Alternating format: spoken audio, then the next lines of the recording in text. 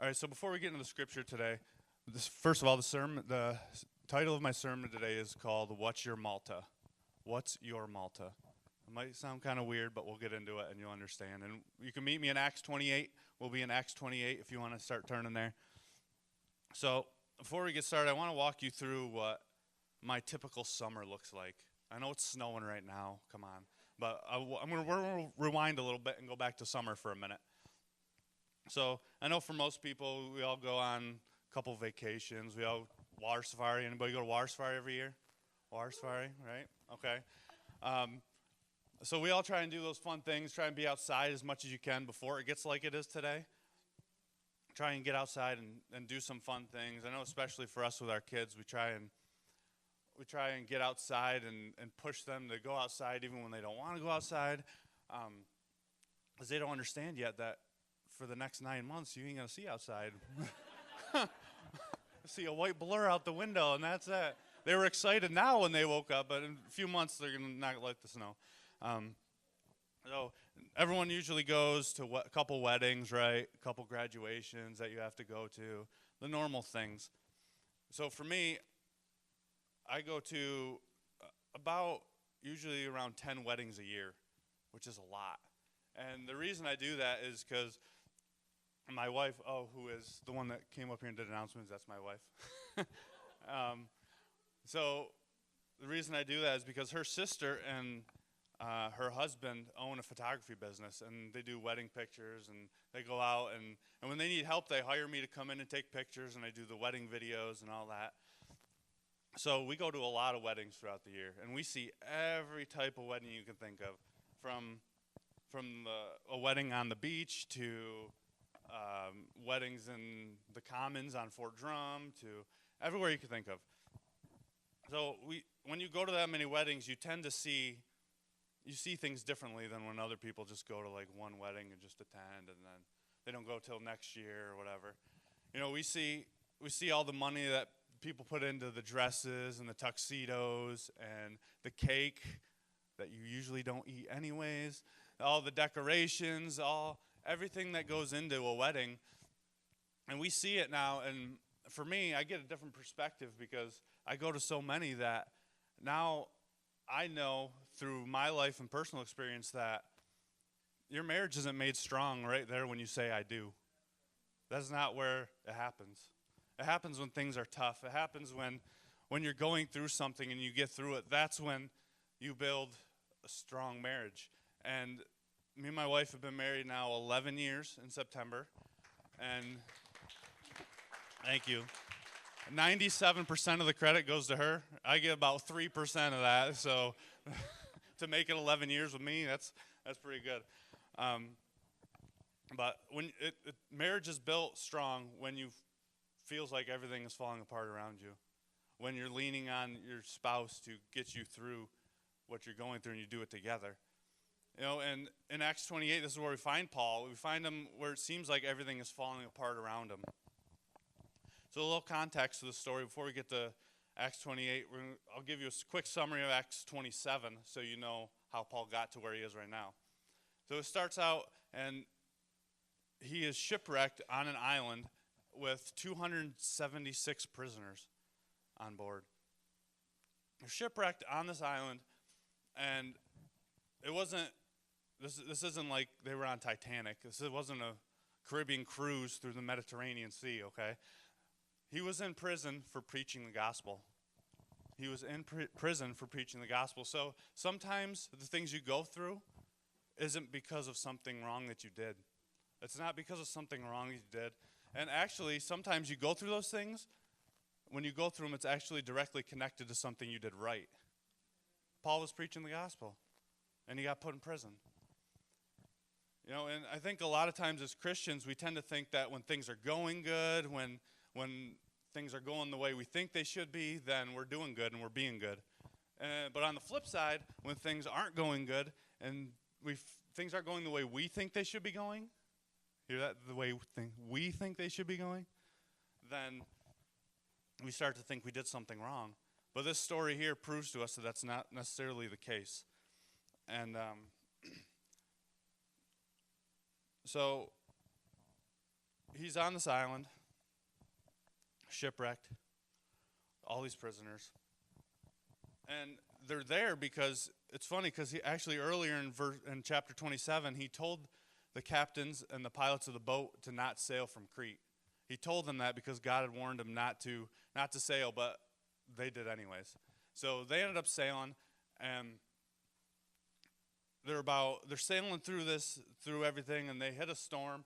And for 2 weeks, they're in the storm. 2 weeks straight, they start throwing off cargo, start throwing off all their food, everything they can to survive. They're in this storm for 2 weeks. And that's where we find Paul. Because God had promised them that everyone on board would live and make it. But they would have to lose the boat. So Acts 28, we're going to read verses 1 through 10. It says, once safely on shore, we found out that the island was called Malta. The islanders showed us unusual kindness. They built us a fire and welcomed us all because it was rainy and cold. Paul gathered a pile of brushwood, and as he put it on the fire, a viper, driven out by the heat, fastened itself to his hand. When the islanders saw the snake hanging from his hand, they said to each other, this man must be a murderer, for though he escaped from the sea, the goddess Justice has not allowed him to live. But Paul shook off the snake into the fire and suffered no ill effects. The people expected him to swell up or suddenly fall dead, but after waiting a long time and seeing nothing unusual happen to him, they changed their minds and said he was a god. There was an estate nearby that belonged to Publius, the chief official of the island. He welcomed us to his home and showed us generous hospitality for 3 days. His father was sick in bed, suffering from fever and dysentery. Paul went to see him, and after prayer, placed his hands on him and healed him. When this had happened, the rest of the sick on the island came and were cured. They honored us in many ways, and when we were ready to sail, they furnished us with the supplies we needed. So the first thing we find out in verse 1 is that when they wrecked, is that the island is called Malta. So I got 3 things for you today, 3 quick points. I promise we'll make it home for game time at 1, okay? This isn't going to take forever. So first point I have is called the island. The island. It's funny because where they landed, it was called Malta.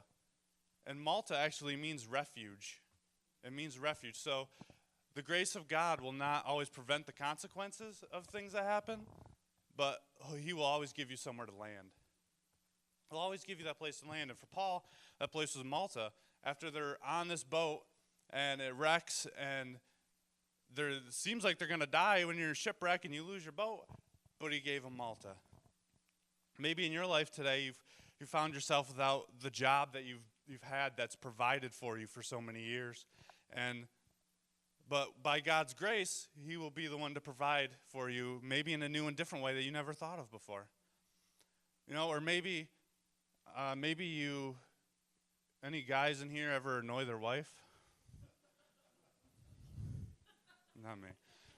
It's funny because actually I was working on this last night, and this morning we were laying in bed, we were just talking, the kids were up playing, and so we learned this weekend from some of our friends that in the Greek culture, when Greeks go and they get married, the husband really doesn't do anything. He goes to work, he comes home, sits down, and the wife cooks, feeds him, brings him drinks, brings him whatever he needs. He literally gets up, goes to work, sits down, eats, sleeps, goes to bed, gets up, does it all again the next day. So the wife pretty much waits on the husband. Found that out a couple days ago. So we're laying in bed this morning, and I look at my wife, I go, man, I'm thirsty. I go, can we pretend to be Greek just for 1 minute? And you go give me a drink? I'm thirsty. I won't tell you what she told me, but but by God's grace, I'm going to have a nice comfy couch to sleep on tonight. So, come on. Maybe you find yourself today reaping some consequences of some choices that you've made. Maybe something that you've done that now that you're past it, you have to reap what you've sown. And where God has you today is God's grace, and you don't even know it yet. Or maybe you're reaping the consequence from someone else's decision that they made that affected you in your life. Because that happens, right? I mean, how often do people make decisions for you, and then before you know it, you're having to deal with what the choice they made for you? And Paul, I mean, he's here in the first place because the captains and the sailors wouldn't take his advice and not sail from Crete. He's here stuck and stranded on this island because they wouldn't listen to him. He's there because of someone else's dumb decision. And it had to be hard for Paul. I mean, it would be hard for me to keep my mouth shut at that point and be like, I told you so. You shouldn't have sailed. Hello, I told you not to. So we're going to use Malta today to represent anything that you feel is holding you back, or anything that you feel is keeping you from your destiny, even this morning. Because, I'm sure Paul was thinking at the moment that this little island that he was trapped on wasn't Rome. That's where he was going. God had promised him he would go to Rome to preach, and he was on his way there, and in between he got stuck in Malta. So I'm sure he had to have some choice words for God, I'm sure, at that point, sitting there on the island, and I'd be like, what are you doing? Really? This ain't Rome? Maybe there's a situation today that you feel like is holding you back from where you got to go. And maybe God's interrupted your regularly scheduled life to kick you there, to push you there, and it just doesn't feel good right now. So verse 2 is where Luke starts to give us a little more details about where they are. So verse 2 says that the islanders showed us unusual kindness. They built a fire and welcomed us because it was raining and cold. So the word islanders here that Luke used is a very kind term. And because the word that he actually used, when they translated it to islanders, but the word he actually used isn't a very Christian word, isn't very politically correct right now. He called them barbarians. That's the word he actually used when he wrote this. But he called them that because they didn't speak his language. So he's on this island. Let's empathize with Paul for a second, okay? He's put in prison for preaching the gospel. He's shipwrecked on Malta. It's raining cold. They're building him a fire now. He's stuck and stranded in this place that he never thought he would be, and he never thought he should be. So thank God Paul isn't like us, because I'd be pretty hot right about now. I'd be like, really? This is ridiculous. So that brings me to my second point. Point number 2, the shake. The shake. So what does Paul do when he gets to the island and they start building a fire? He gets up to try and help. He goes, grabs some brushwood, puts it on the fire. And it says in verse 3, I think it is, or 4, that put some wood on the fire, and as he does, the snake's coming out of the fire, and it says it fastened itself to his hand. The snake fastened itself to his hand. Now, in the Message version, it actually says, a venomous snake struck his hand and held on. It held on. So you can imagine he's putting stuff in the fire. Next thing you know, a snake comes out. So this isn't some little bites him and lets go. It's hanging on his hand. It's hanging on his hand. So, at that point, it had to be there for a minute. Had to be there. Because the next verse says that when the islanders saw this, they said, this man must be a murderer. For though he escaped from the sea, the goddess Justice has not allowed him to live. So, you see, what did the islanders do when they saw the snake hanging from Paul's hand? They called him a murderer. There's going to be some things that you get called in your life based on when somebody meets you, when someone walks into, depending on what season of your life they walk into, is what you're going to get called. People will judge you by one season, one thing that you've done, one season that they see, and they don't even know the whole story. They don't know you. They don't know what happened, what got you to that point. They don't know what you're going to do from then on out. But people oftentimes label you for one scene of your story, one scene that they walk into, and they don't know any different. So the next verse is really powerful when you get a hold of what happens here, because it says that Paul shook the snake off into the fire and suffered no ill effects. So this venomous snake just came up out of the fire, bit Paul on the hand, was hanging there for a minute, was hanging attached to his hand. So it's not like, okay, maybe some venom didn't get in there, whatever. No, it was on his hand. And nothing happened. Nothing happened. You see, it's not if the snake will bite you in your life, not if that circumstance will come up that you're not prepared for. It's not if that happens, it's when.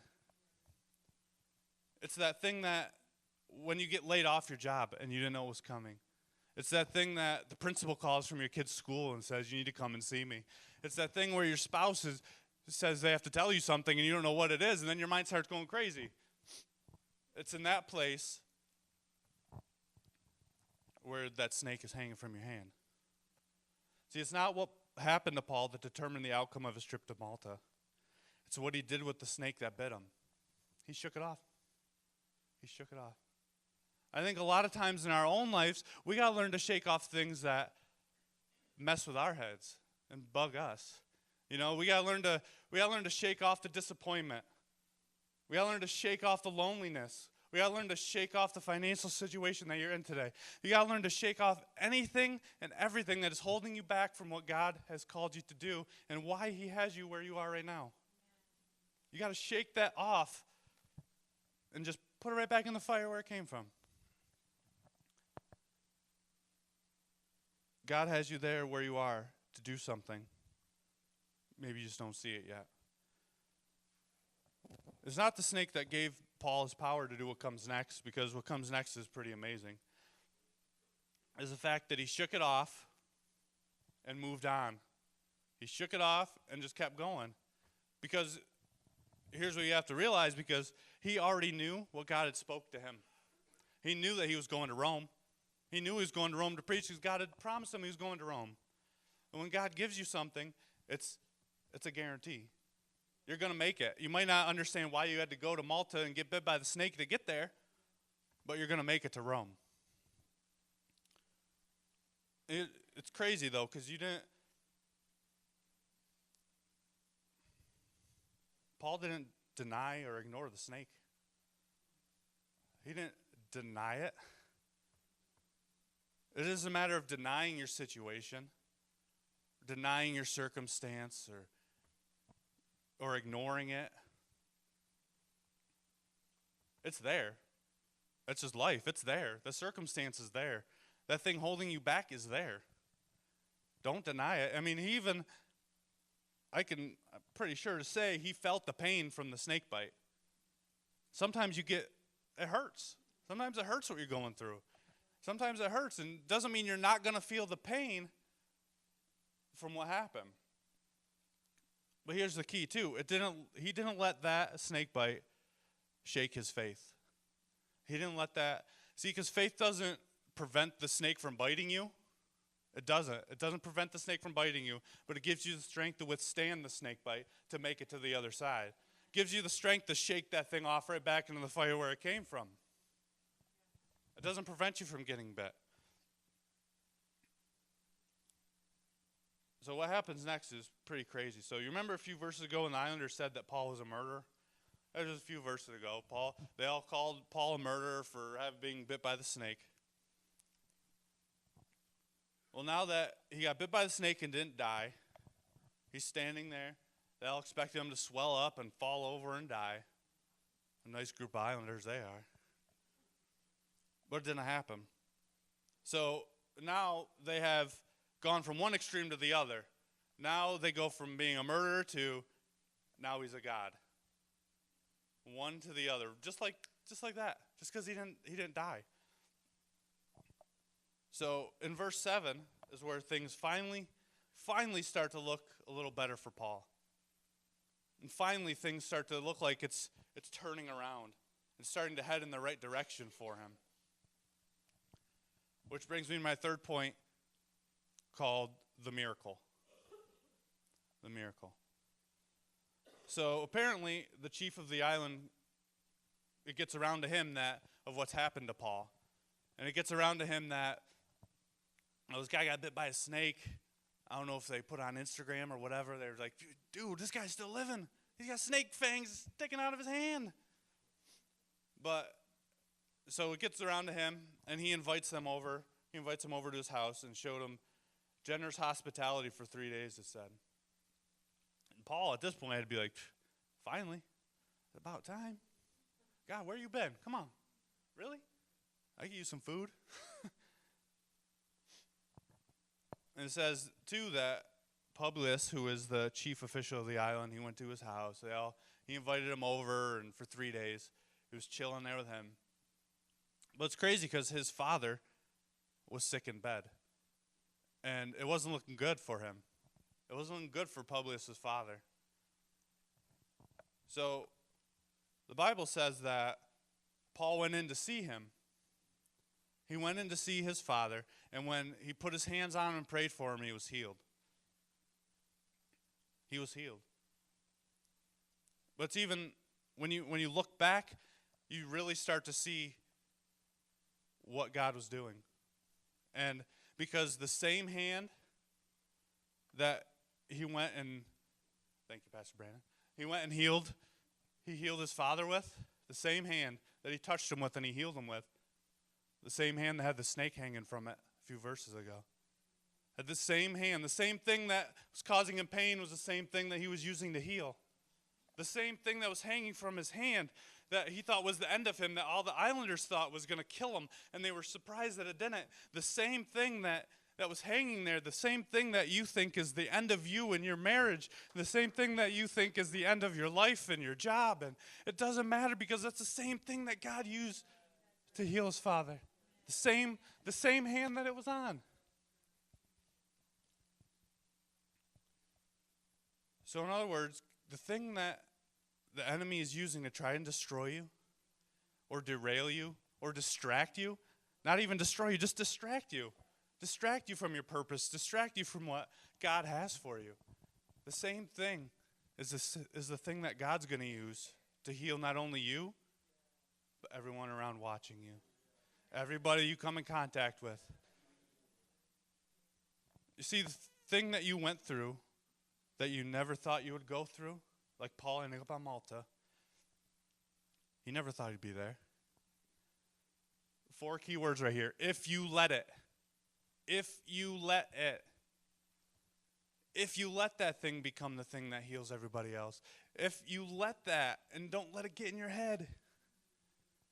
If you let that become it, it'll be the very thing that God uses to heal everyone else. It will become that thing that someday you can stand up here and testify that it's the thing that only God could do. No one else could save him from a venomous snake bite. They're on a deserted island. They're on Malta. There was no anti-venom on Malta. But that very thing, that very same place where he was injured, was the place that, it's cool because not only did he heal his father, but it says that everyone else, after the island heard what he had done, the whole island, everyone that was sick came, and he healed everybody else. Everybody that was on that island. Publius had to turn his house to a church, just like that. And next thing you know, everyone on the island was getting healed. Everyone on that island that was sick came to that place and got healed that day. Worship team, if you can come back.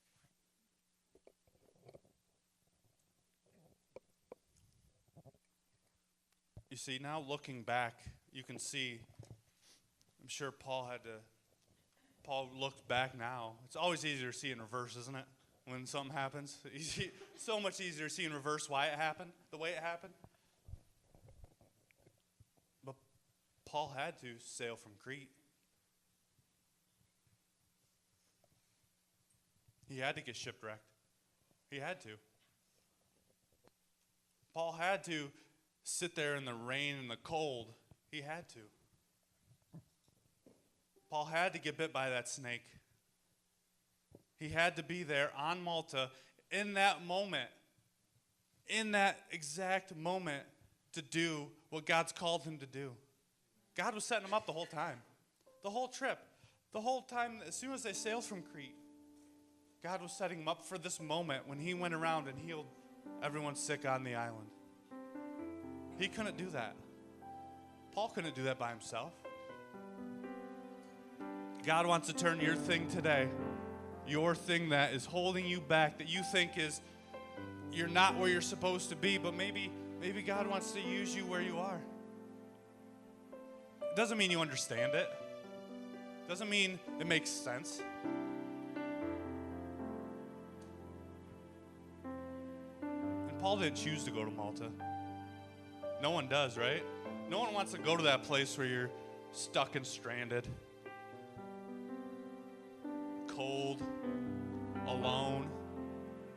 No one wants to go there. No one chooses to go to that place. But what are you going to do with it while you're there? If Paul would have had a different attitude, he could have just sat there and been miserable on Malta the whole time. He could have just sat there, wait for rescue. Instead, he let God use it. He let God use that situation that he was put in, that he didn't choose, to heal everybody around him. Stand with me this morning.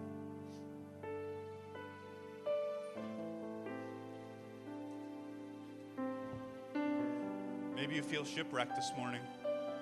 Maybe you feel like just when you thought it was all over and you made it to safety, maybe you're in the place where you just got bit by the snake today. Maybe you're there. Maybe it's just when you thought it was over, here comes something else to make you feel like you're not where you're supposed to be. I don't know where you're at. Only God does. Because only God can do the thing that he did through Paul and you. Only he can do that. He did it because when it just seemed utterly hopeless, God gets all the glory at the end. You can't take any credit for any of that. That's nothing you did. There's nothing Paul did on Malta, but he said yes to God, and he obeyed him. He did what he had to do. Yeah, it hurt. He got bit by the snake. I'm sure he was bruised up from the shipwreck and swimming up on shore, and I'm sure it hurt. But it's what he did with it. It's how he took it, how he handled it. Where are you today? What's your Malta? What's your Malta? What's the thing that you feel?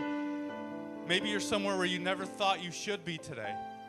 You never planned on going where you are today, but you're there. What are you going to do with it while you're there? What are you going to do with the situation God's put you in? Are you going to sit there and complain? Or are you going to heal everyone around you? Are you going to touch lives all around you because of the pain that you went through? When you realize that the pain that you went through is the healing agent to help yourself and everyone else around you, it turns into a whole different perspective. Shift your perspective this morning. What is it that you're going through that you never should have gone through, that you never expected to go through? The thing that you feel is holding you back, that God just wants to kick you into your destiny this morning. What's your Malta? What's your Malta? I've been to Malta. It's not fun. I've been to Malta. Those of you that know my story, mine and my wife's story, we've been to Malta. We've been to Malta, but we've chosen, it's an intentional choice to take that pain and to let it work through you, let God work through you to do things that you would never even imagine you could do. I have the prayer team come up and get ready. So what's your Malta today? What's your Malta? See, it's in Malta where you grow. It's in Malta where things happen and things shift in your life. What's your Malta? Are you in the middle of something today that you never thought you would be in the middle of? Maybe a situation with your spouse, maybe a situation with your kids. Make it real practical. Real practical this morning, okay? What is the thing that you're in? Are you in a financial situation that you feel like you shouldn't be in?